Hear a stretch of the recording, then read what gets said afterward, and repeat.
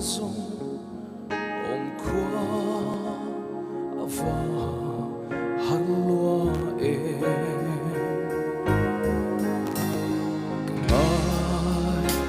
em chê ngài phong phong chê ngày xóa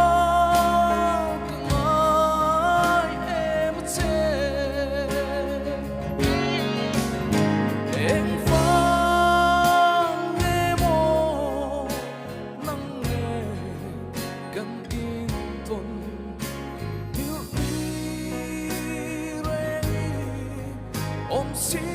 lâu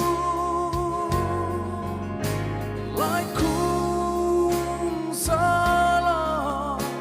cái khoa gần pha lại hiểu đi số linh vui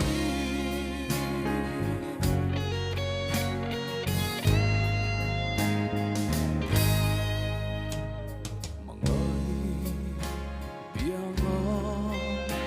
gần phố lại ca ôm ai lối sa mạc trần lùi chim về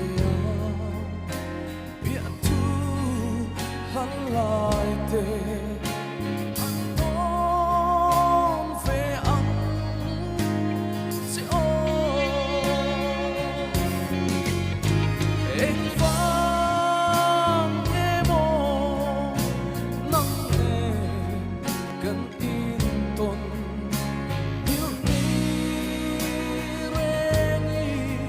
ôm xí lâu lại khung xa la lại khoa gần pha lại hiểu biết số linh vui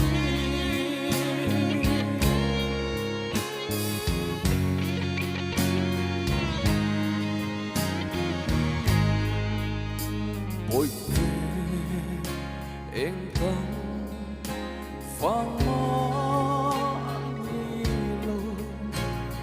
tình dấu lô anh em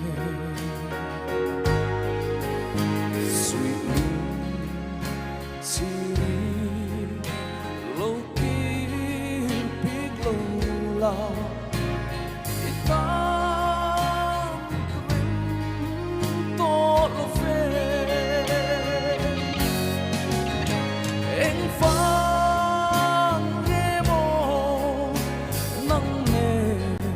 gần yên tuần